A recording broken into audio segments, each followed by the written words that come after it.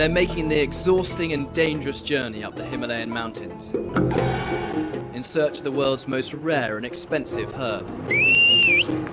This is Dolpa, with no roads, few jobs, and reliant on food aid.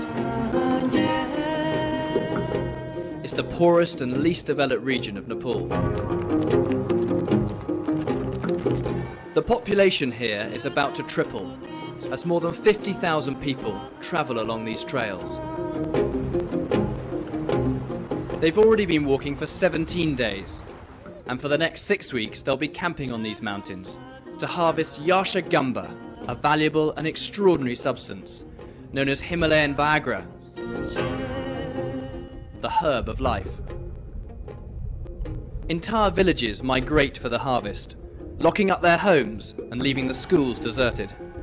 There are 503 students in 19 schools, but still now, no single student in any school.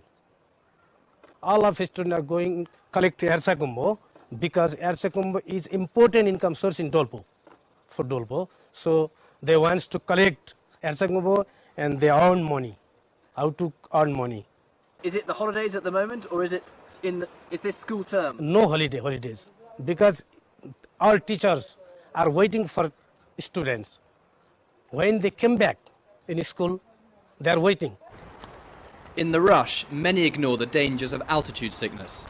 This boy's been carried home after he started coughing up blood. His younger brother died the day before.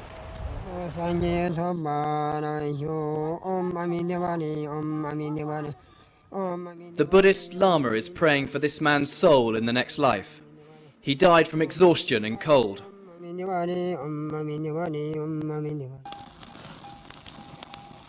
Paljung has come up from the valley with his family. He's making breakfast before setting off for work. He's only 12, and for the first time his parents have brought him with his younger sister Numba to harvest Yashagamba. For most of the year they have no income. They survive on what little food they grow. Now they're hoping to strike it rich.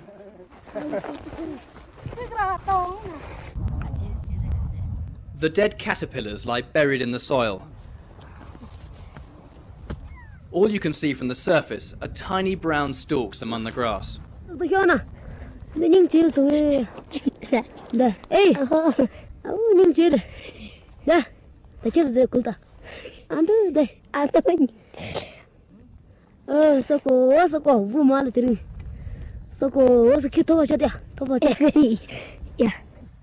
The life cycle of Yashagamba is not fully understood, but what we do know is that at the beginning of the monsoon, spores of the Cordyceps mushroom land on the head of caterpillars from the Lepidoptera family.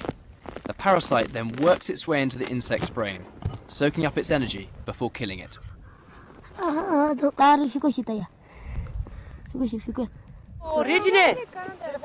They're only found at high altitude in remote parts of the Himalayas, but the world's best Yashagamba comes from here in Dolpa. Chinese emperors from the Qing dynasty were the first to use it, and more recently 3 world records were broken by Chinese athletes whose diet was supplemented with the herb. Paljung and Numba will collect around 20 caterpillars a day. They sell them for $1 each to the traders. In Dolpa, $1 is a daily wage for a skilled worker.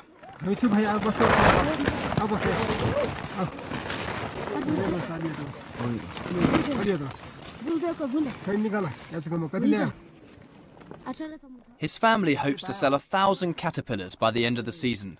This represents a fortune. Eventually, each caterpillar will be sold for up to $30. The main markets are China, Singapore and Taiwan. The trade is worth about $2.5 million to Dolpa. The government should make 10% of this in taxes.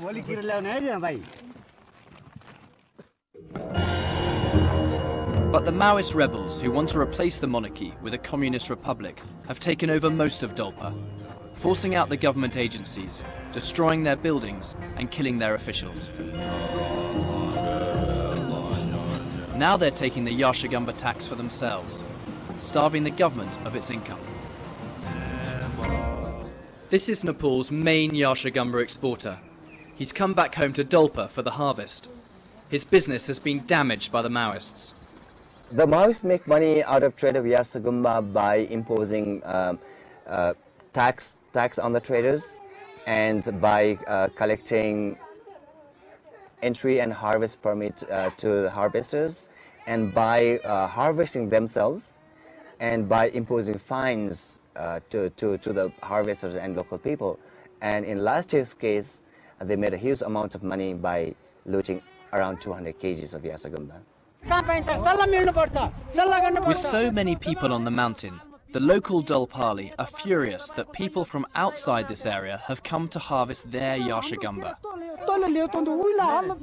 With the government forced out, the Maoists are in charge. So the locals want the Maoists to send the others back.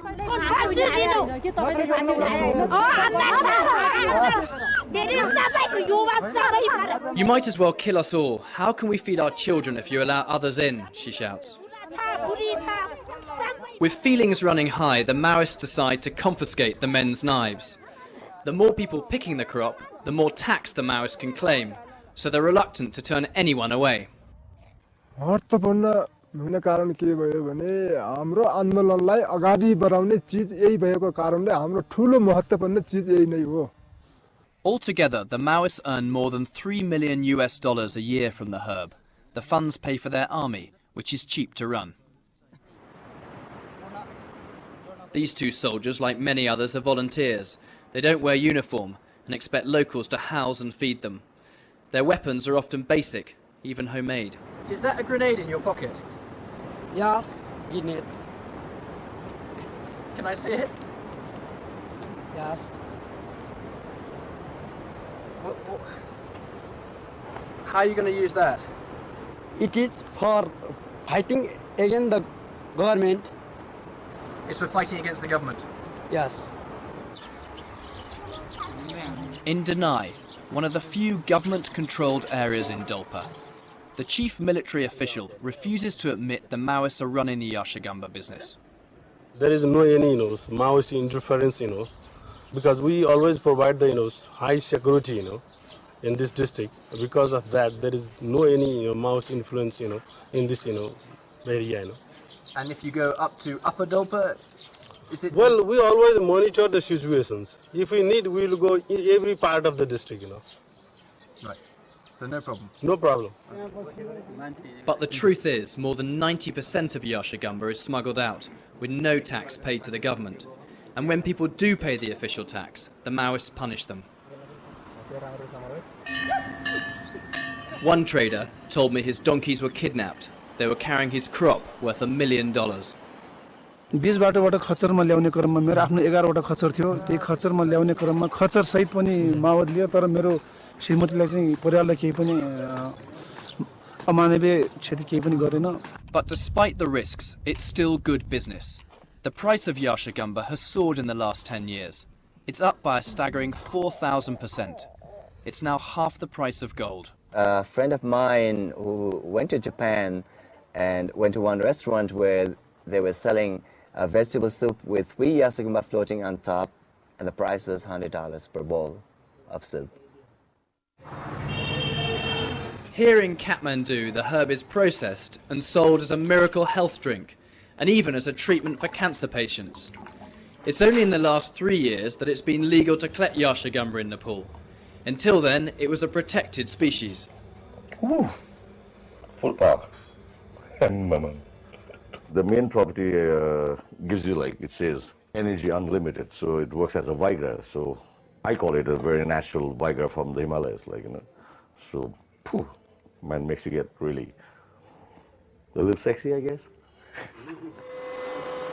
Studies by Beijing Medical University have shown a 64% success rate among men suffering from impotency after taking a course of Yashagamba.